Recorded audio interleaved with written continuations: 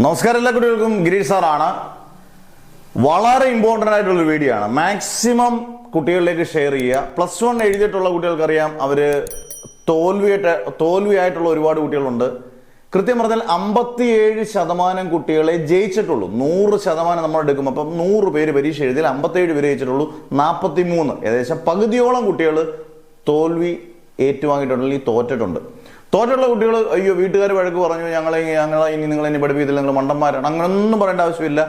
എത്രയോ തവണ എഴുതുന്നുണ്ടായി. ചിലപ്പോൾ ക്വസ്റ്റ്യൻ പാടായിരിക്കും, നല്ലപോലെ പഠിക്കുന്ന കുട്ടികൾ തൂക്കുന്നുണ്ടായിരിക്കും, ചിലർക്ക് എന്തെങ്കിലും ശാരീരിക ബുദ്ധിമുട്ടുണ്ടെന്നുണ്ടായിരിക്കാം. അങ്ങനെയൊക്കെ തോൽവി പല കുട്ടികൾക്കും വരും. അതുകൊണ്ട് ആരെയും കുറ്റപ്പെടുത്തരുത്. രക്ഷകർത്താക്കളായാലും ബാക്കിയുള്ളവരായാലും കുട്ടികളാണെങ്കിലും ഒത്തിരി പോസിറ്റീവായിട്ട് എടുക്കുക.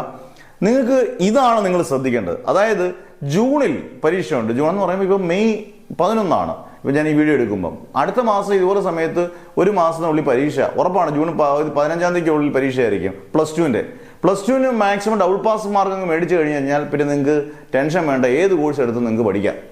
2, ഇനി നിങ്ങൾക്ക് കുറച്ചുകൂടെ സാവകാശം വേണം. +1 അന്നേരം നിങ്ങൾക്ക് 2027 മാർച്ചിൽ നിങ്ങൾക്ക് ഡബിൾ പാസ് മാർക്ക് മേടിക്കാൻ പാടുണ്ട്. ഡബിൾ പാസ് മാർക്ക് മേടിക്കുന്നതാണ് ഏറ്റവും നല്ലത്.